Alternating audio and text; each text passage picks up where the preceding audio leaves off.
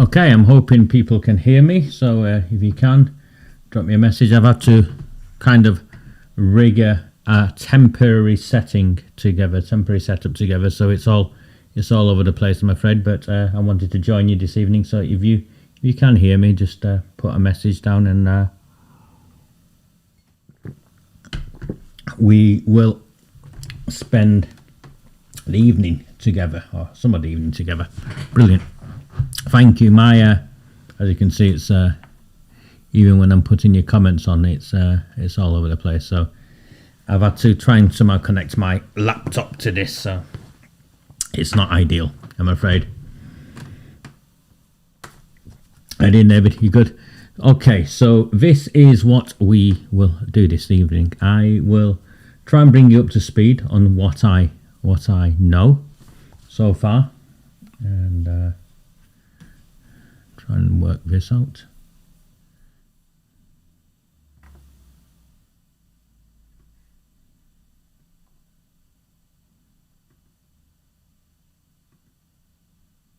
What do I need to get? How do I get that off? There you go.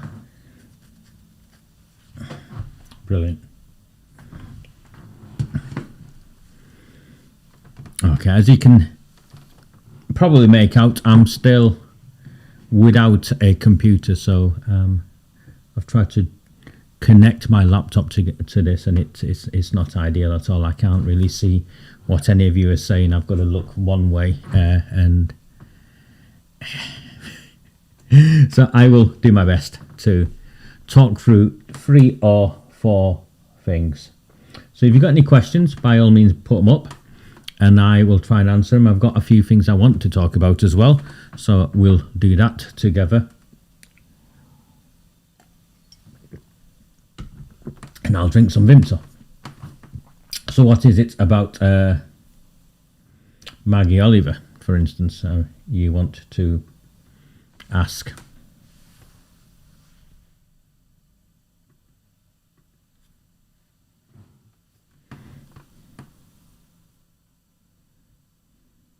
Where am I from? You must be new to us. I'm actually from Oldham, is where I'm from. Evening, Gary. How are you doing?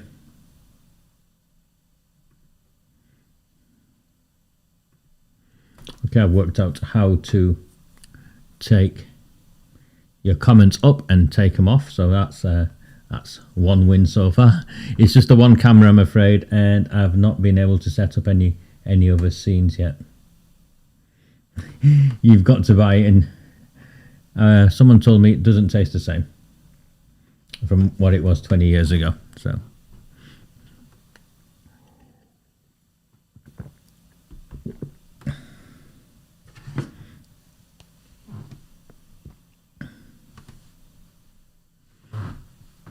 and I'm just trying to, just whilst you're all joining me, I'll just have a look at this. Is it? That's okay.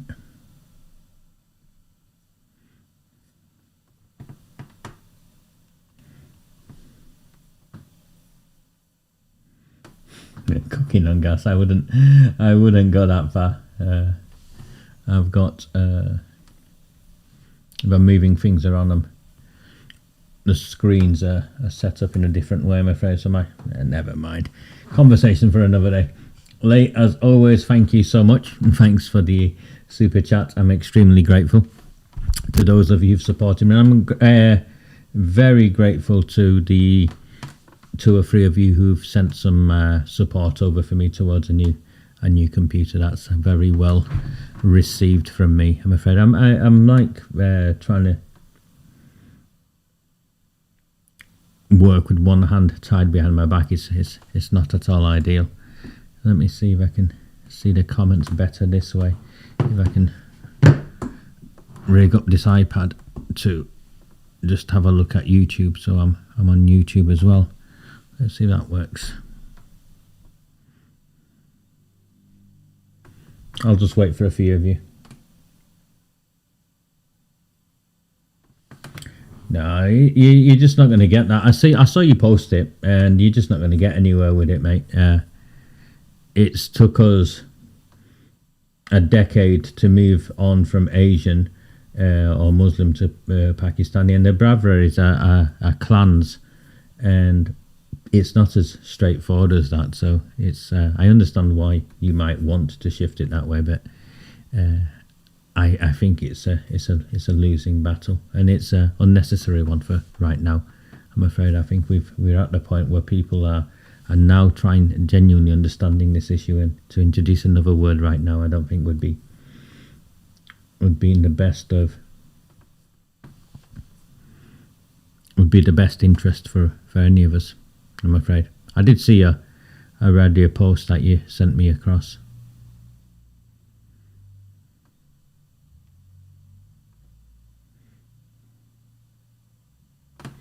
Yeah, we're just having a chat really this evening. As you can see, I'm nowhere at all set up for this sort of stuff on the computer I've got, not on the laptop I've got. So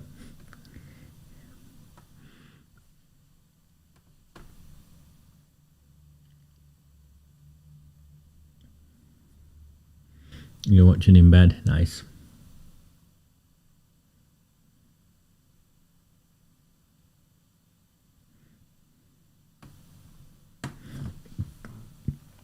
You watched the football, I presume, Louise, from the message you sent me earlier. See if I can do anything with these. With this at the very least. Can I make that bigger? Oh, that's better, isn't it?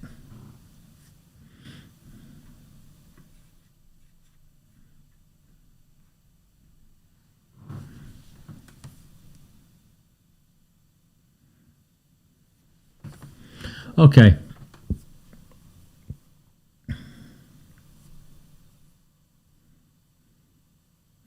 I went to a demonstration yesterday, and I'll talk about that. So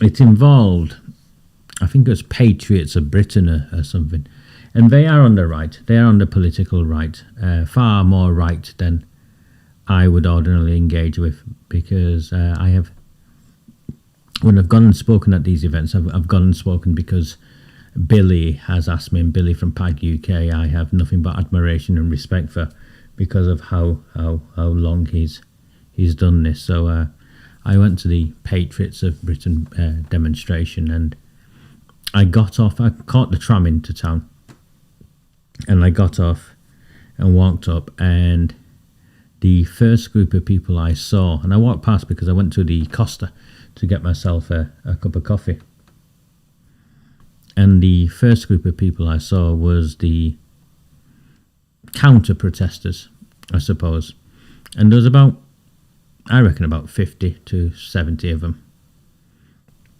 and they had all these banners up and some flags up. One was a trans flag, another one was a Gaza flag, and I chuckled at the contradiction in that from the offset, because I thought, well, if the trans people really, supported Gaza, and the Gaza people were encouraging of the trans community, then we'd have seen some trans flags at the Gaza protests. And my own thoughts are, if the trans community turned up to the Gaza protests waving their flags in solidarity with my Muslim brethren, they would be chased out of town. So that's that irony wasn't lost on me. So that went on, and I went and got a coffee and came back, and they were chanting, "Nazi scum off our streets." And I'm scratching my head and thinking, yeah, I thought I was here for a rally, I'd say, to do with the rape gangs and justice for children. And I watched on from the side of Piccadilly Gardens for a little while, whilst one group provoked, the trans jihadists, I'll call them, because that's what they were, a combination of trans and jihadists, trans jihadist fascists, really, because they have no intention of letting anyone else speak or share a view and an opinion. So they were speaking and shouting and screaming, and some of the others who were gathered there for the protest were reacting and shouting Tommy Robinson chants. And I'll be honest with you, I felt uncomfortable because it had become something else other than about a rally to do with safeguarding children. But I'd committed to it, and I did have, at that moment, I did have second thoughts of thinking, okay, I'm just going to go home. But no, I'd committed to it, and I know a few people had come up and wanted to speak to me. And this isn't a reflection on Tommy Robinson or any of that. It's my own reflections on how I felt at how confrontational it had got. And I wasn't happy with it. And I saw no need for people who had turned up for the rally to be shouting back, trying to provoke them or counter-provoke these idiots with Tommy Robinson chants. I saw no value in that. And I don't know where it would get us anyway. And the police were there. There were lots of police there. There were riot police there, police with shields there. There was lots of police there. And the atmosphere wasn't, conducive to a place where people would come and take comfort from each other, that we were all on the same page and we were all talking out against what was taking place. So all of that was taking place, and I sat down and people started talking, and Billy did a good job. Nick stood up. Nick Tenconi got up and did his speech, and Nick's a friend of mine. He's the UKIP leader, and he knows, and I've shared my thoughts with him. I don't necessarily agree with the way he does what he does, some of his policies, but he has every right to, doesn't he? I mean, we live in a liberal Western democracy, and everyone has a right to express their views and opinions, and we all don't have to agree. But I am warmed by my friendship with him because we agree that the abuse of children is wrong. So he did his thing. Then Nick, the other Nick who wanted to be Greater Manchester Mayor, spoke, and he spoke well.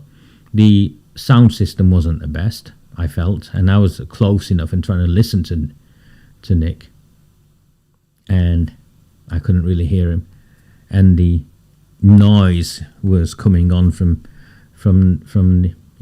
the counter protesters who were chanting from anything from refugees are welcome here, and I'm like thinking, well, we weren't at a rally to do with protesting against refugees. There are many more of us than you, and stuff about trans rights, and we were there for a rally to raise awareness of the need to protect our children.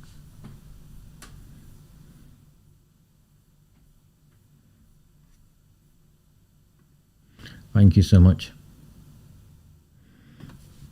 So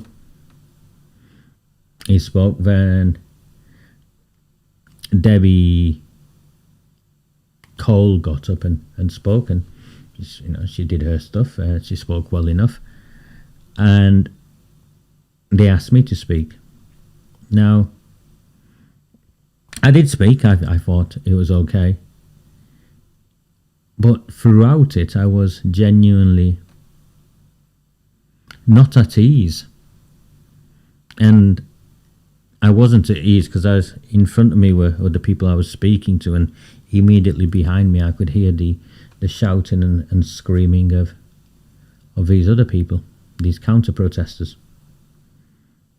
And I'm sure someone would have recorded my speech, and I'll share that with you. When someone sent it me, I'll share that with you, and I'll let you make sense of it. But I left, and then of course it kicked off at some point because Nick Tenconi picked up the microphone again, and he turned around. I think he'd had enough of the goading, and he turned around and turned the mic on the counter protesters, and they started throwing eggs at him, and the police started pushing him, even though he had nothing.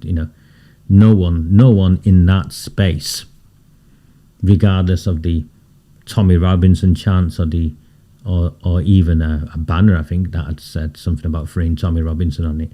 No one in that space was in any way rude to anyone, violent towards anyone, aggressive towards anyone. That was very clear to me. And if you know Piccadilly Gardens, and I was sat there at one point watching on just the with what was taking place, and if you know Piccadilly Gardens, there's a little park area, like some sort of swings and children's sort of play equipment set out there. And we were 2 yards away from the play equipment, and I was chatting to a lad from Stoke who'd come up. Other people had come up, some to see me as well, so there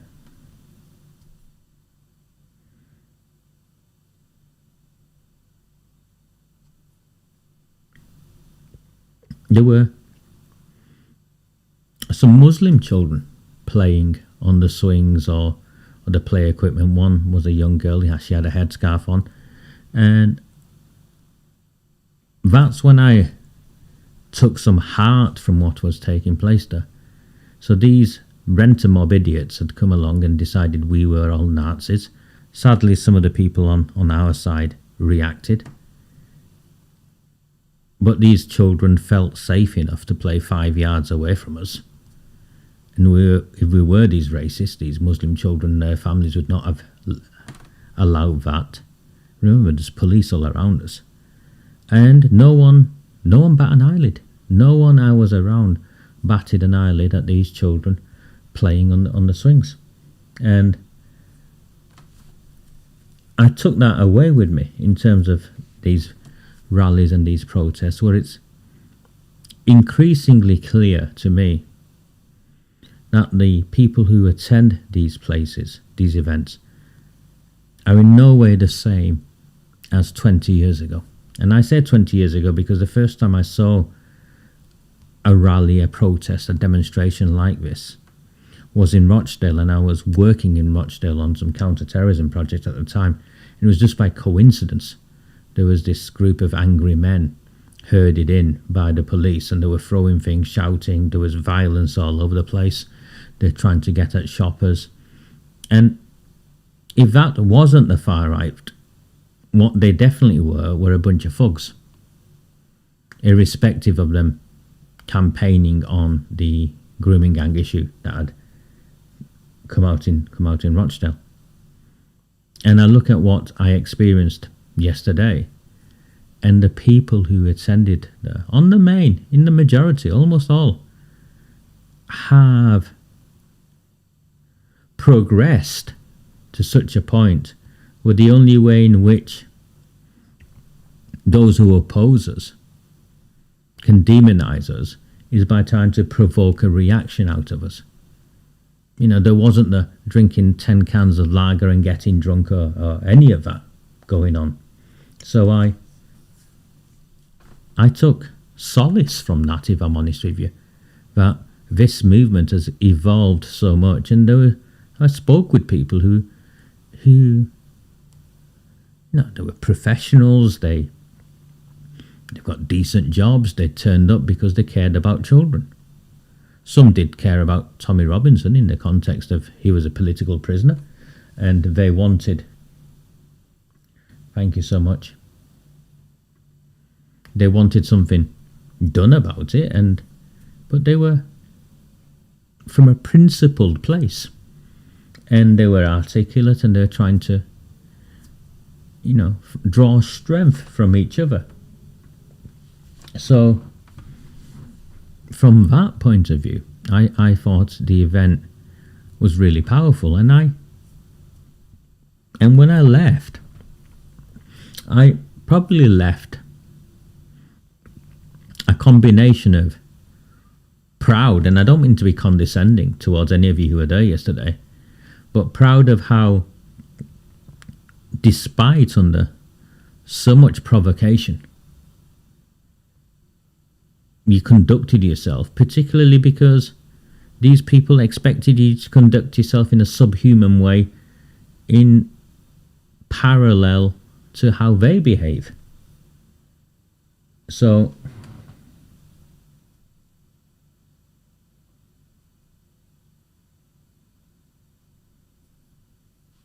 that's why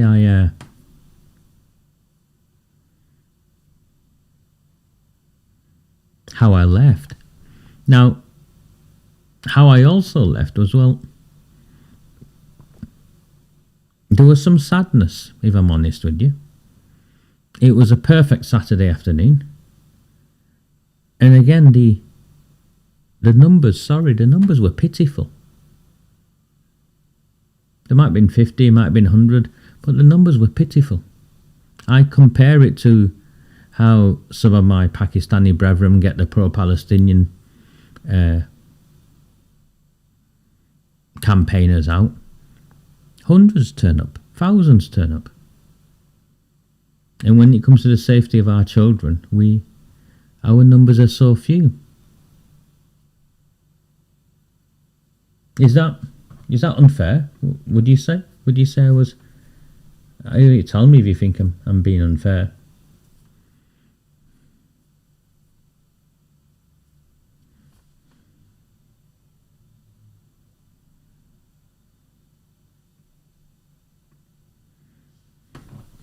So I then asked myself, and you've got to understand, I'm heading back to the tram station. I came on the tram, so I walked back to Exchange Square, and I'm catching the tram back, and I'm sat down, and then I'm asking myself, okay, I gave my Saturday up. I spoke to a lot of people, and they took value in that. Great, no problem.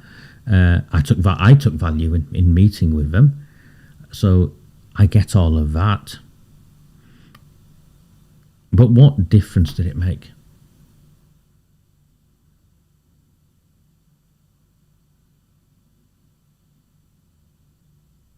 We hear each other's stories, yes, all of that. I get that, but have we convinced any new people who we didn't convince before? Have we come across any people and raised awareness of issues that they didn't know before? And I'm sadly saying to you, no, that didn't happen. In part because we were badly organised, I thought. Not that I would know what to do at these things, I'm just observing. And in part, the number of police and the rent-a-mob counter-protesters. If I was walking through the city centre and through Piccadilly Gardens on a sunny Saturday afternoon, or planning on going anywhere near there, and I saw all of that and I was with my child, I would not go anywhere near it. I'd walk the other way.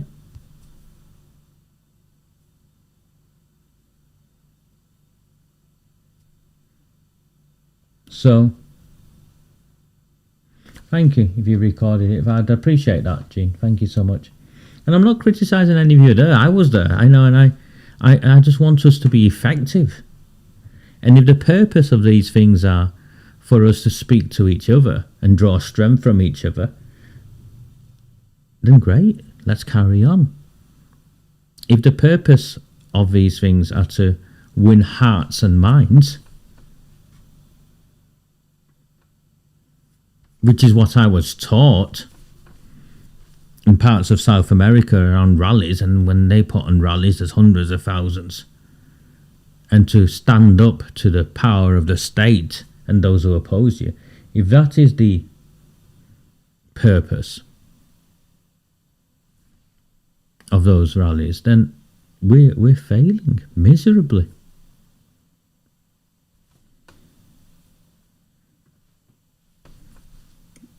And I get the counter-protesters want to stop the demo being effective because that's their purpose. We know why they're there.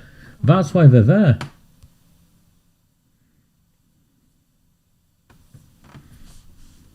And as I said, see, I'm not blaming anyone, mate. I'm just reflecting on my own experiences of the encounter.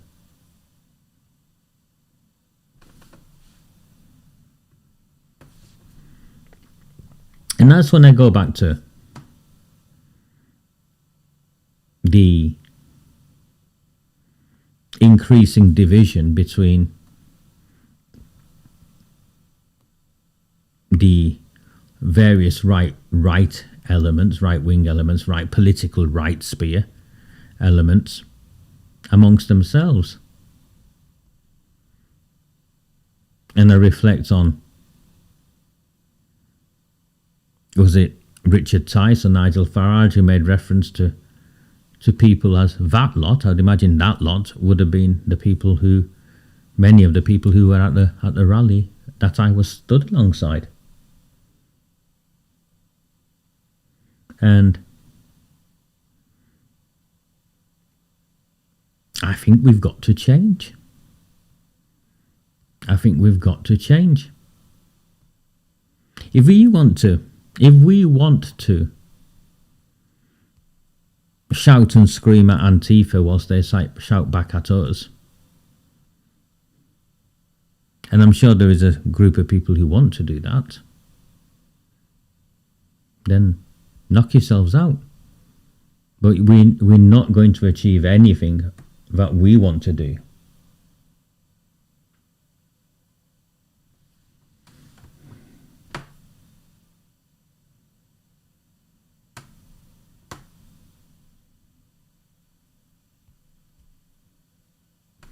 Yeah, I saw all of that. I just, so I struggled. I genuinely struggled. I was heartened by the people there and how humane they came across. So much so that a Muslim family felt completely safe with their children playing on the swings next to us. Because I know that wouldn't have happened 20 years ago from what I witnessed in Rochdale. I was fully aware that the counter-protesters' purpose was not just to disrupt the rally, but to try and provoke those who were participating into some form of conflict that the police could then, come and hit us with. I think I don't know why people still are surprised that the police will treat us different to how the police will treat them. I think that's a given now, so we just have to accept that. And both Nick spoke about the power of the ballot box and voting for people. And if I'm honest with you, I think my Saturday afternoon, all of our Saturday afternoons, of the 100 of us there, would have been better spent going into an area where there's an election next week, picking a candidate, Billy standing for instance, in Kirkholt, picking a candidate and leafleting for them and knocking on doors and speaking to people.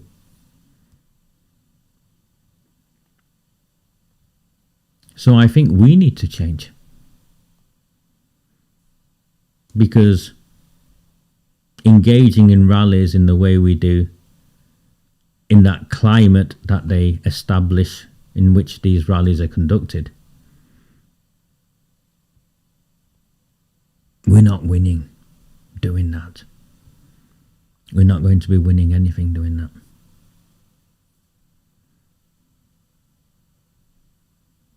But again, having said that, I left and I posted. I said, if anyone is hosting a rally and would like me to speak, and if I can fit it in, please get in touch with me.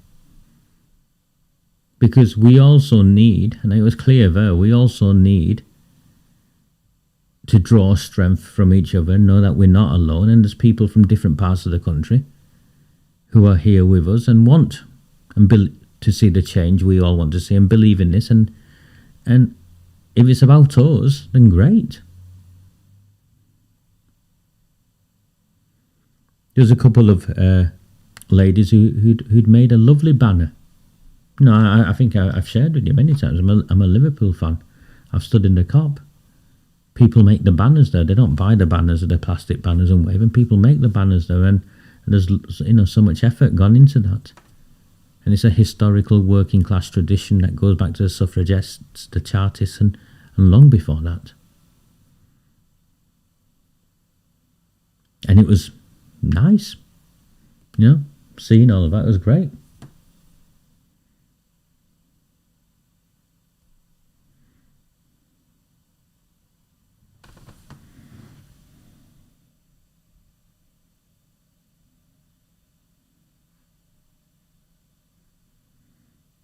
I know no other way, so I am very clear on my position and have been from the outset.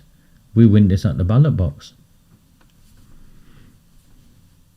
I don't know how else anyone thinks we can win this. If there is, tell me. If there is a different way, tell me. And I'm not giving up hope at all. I'm just reflecting. This is how I am.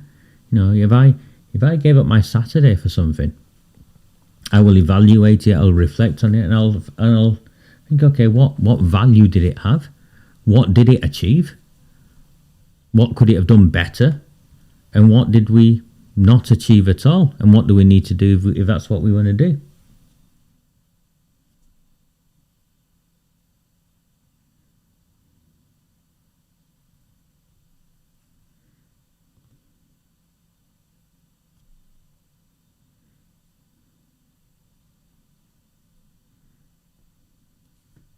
So that's what I'm up to.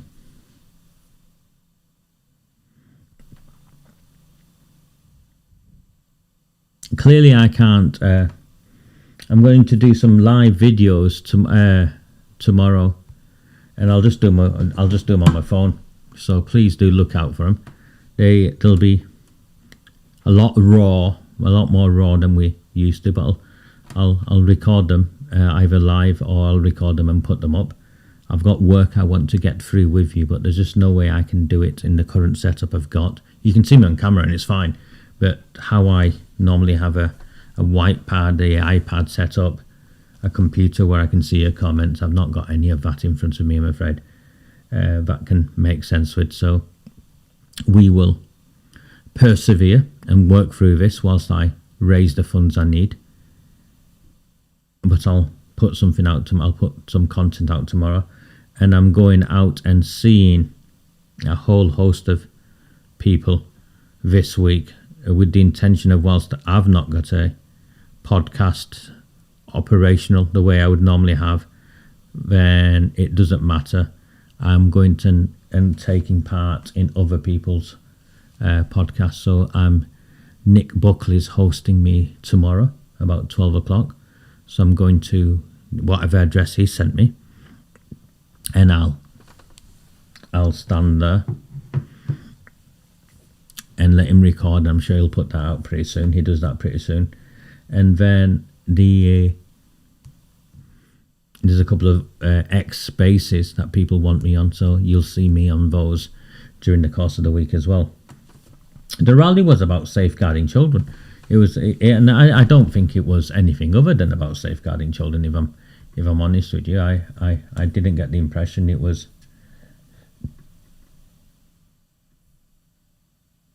So I'm trying to. Yeah, the rally was about safeguarding children, and the speakers did speak about safeguarding children.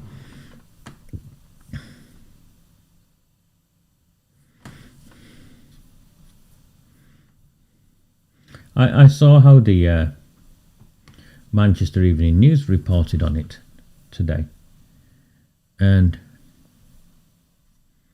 they framed it in a Tommy Robinson protest sort of thing. The rally wasn't about freeing Tommy Robinson. I wouldn't have attended a rally about freeing Tommy Robinson, not because I ever I'm not supportive of him being freed or the opposite. My focus is on safeguarding children, and that's what I would go and speak at.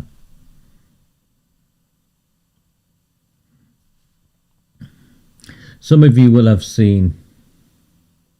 No, I don't know. You see, I don't know. Oh, sorry, I'm trying to find my mouse.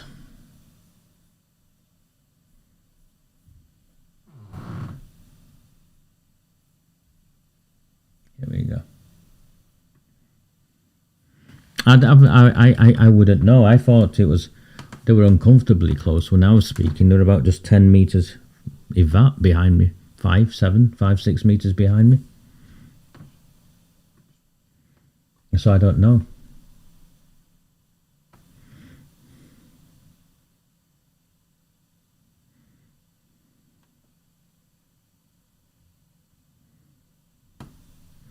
I got some messages, like I always do, from some of the protesters or people linked with them, Denise, and they weren't nice messages. They were obscene. But why believe these people to behave any differently? Why expect them to behave any differently? They won't.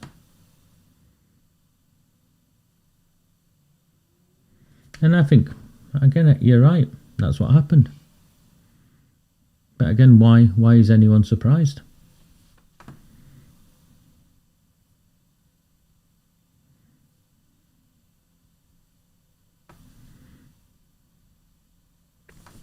And last January, Telford, we were in a different place, weren't we? What we're in our place is that this issue has been embraced by the majority of people in this country. And they're desperate to provoke us so it can be reframed back to how it was, which is it's a far-right violent mob who are involved in this. And then normal people, respectable, will shy away from it.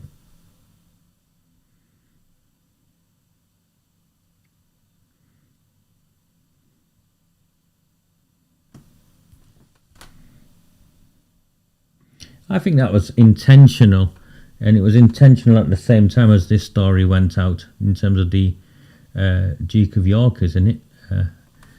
Pub in Royton in the precinct.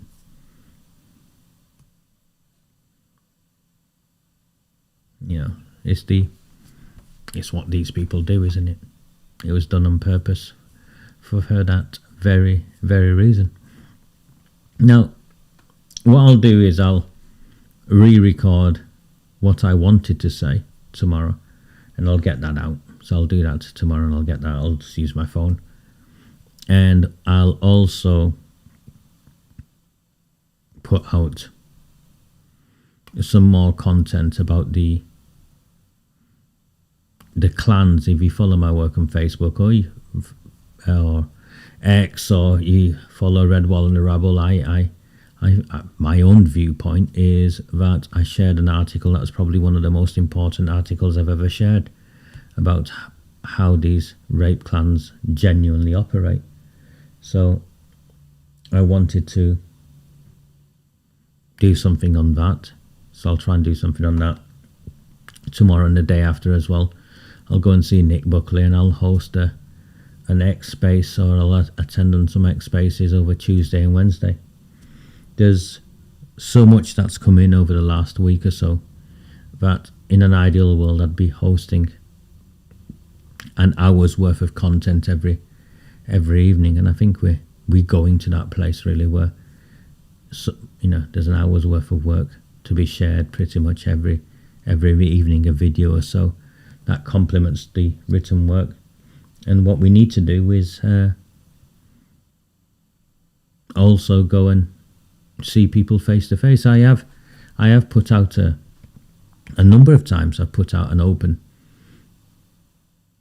request really to people to say, listen, if you're a member of Reform in terms of a branch, if you're a member of Ben Habib's lot, or UKIP or whoever, but if you're politically organised and you're a member of a political affiliation or a group of people who want to understand these things, and there's at least, something like a dozen to about 30 or so of you, and you've got a place and a venue, let me know and I'll come and speak to you. I'll come and educate you. I'll come and talk about all of this stuff. The response from people for that has been, again, pitiful. It's been absolutely pitiful.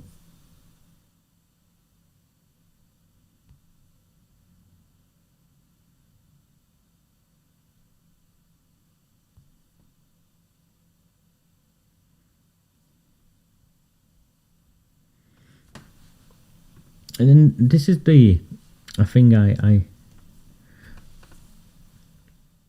I was speaking with a Reform supporter, I think. Yeah, I was speaking with a Reform supporter earlier, a friend of mine earlier on today. What I'm so saddened by is the public spat taking place between people who do know better than to have a public spat about this stuff, because whether you like it or not, if you're voting next week, in the vast majority of places, if you support UKIP, I don't know how many candidates they've got, but they've not got many candidates. If you support Ben Habib's new party, I don't think they've got a single candidate. And then Reform's the only show in town. I say that to people, or vote Conservative if you've got decent Conservatives. But the arguing in public does none of us any favours.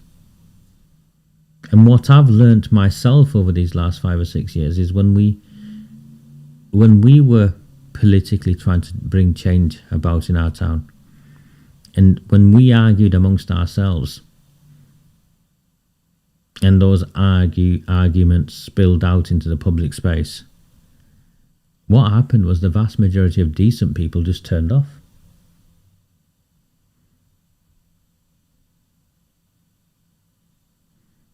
And that's not what we want. And then I've got friends in Labour, I've got friends in the Conservatives, I've seen those parties operate. They all have factions, they all have arguments, they all have people who hate each other, who stand under the same party. But in the main, they manage to keep those arguments out of the public domain. And I think a lot of people who are now in this space, in terms of Reform, UKIP, whoever, they're new to politics. They're relatively new. And they've yet to learn this. No one wins when the arguments spill out into the public sphere.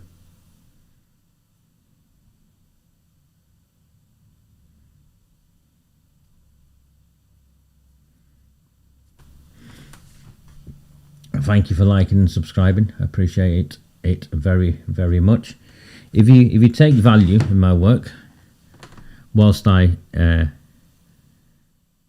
save up the rest of the money I need to get the laptop and stuff, if you take value in my work, please subscribe. In particular to Red Wall and the Rabble. I think I don't know if it's pinned at the top of what you've got or not, but it's Red Wall and the Rabble. .co.uk, and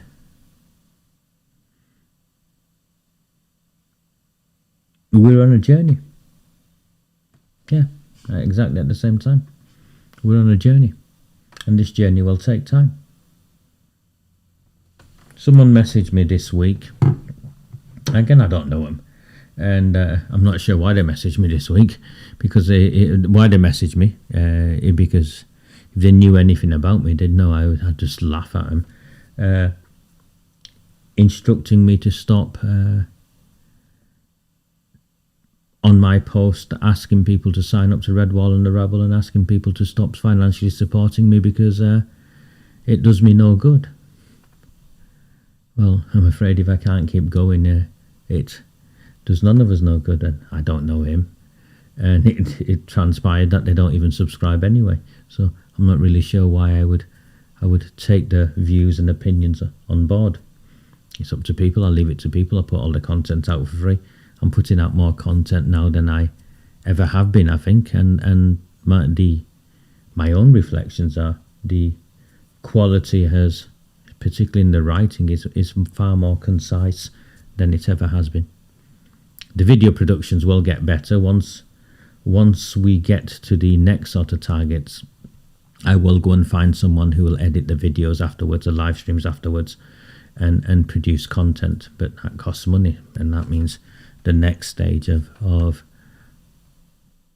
the Red Wall and Rabble sort of subscribers. Remember, it was only last week I've got back to where I was in January, so that's where I am. No, it wasn't him. I've just blocked him, by the way, for your information. If you can't see me, and I've just blocked him. He was just getting rantier and rantier. So I ain't got the time. I simply haven't got the time. So that's me. Apologies for coming late. Apologies for this format today. There's so much I want to go through, but I just can't make sense of the way the equipment is set up. It took me like 20 minutes to plug various wires into various things just to manage to get this out today. Look out for Nick Buckley's podcast with me. Look out for my content with this over the next couple of days. I think you'll value it. I'll try and record some workshops, or I might even get to a place and we can have a chat. And no, I just found it hilarious, Faye. I just found this idiot's engagement with me hilarious. I would never try and impose on someone and tell them how they should go about their business. So I'm not sure why I would. Any news on the Oldham inquiry? I have news on the Oldham inquiry, in that it is a complete mess. There's a whole host of stuff going on in Oldham politics that I need to bring you up to speed on, and I'll try and do that as we get through the week. My immediate priority, I'm sure you understand, is trying to find a way of getting what I need to get back to hosting these transmissions in the way that they've traditionally been effective. And also, if you follow Rupert Lowe's work, you'll see he's announced the next stage of his inquiry, our inquiry, which is about evidence gathering and stuff. So I'm hoping that we have a meeting of some kind sooner rather than later. So I better understand what it is exactly they want me to do and where they want me to go. My thinking is I will go to the 50 towns and cities and try and get a feel of what happened in those places that allowed the situation to develop that led to children being gang raped,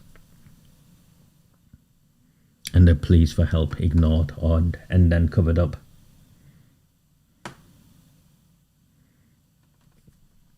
So that's what I'm up to. If you find value, please do consider buying me a coffee. Please do subscribe to Red Wall and the Rabble, and encourage people to subscribe to Red Wall and the Rabble. And hopefully, we will get to a better place. Thank you.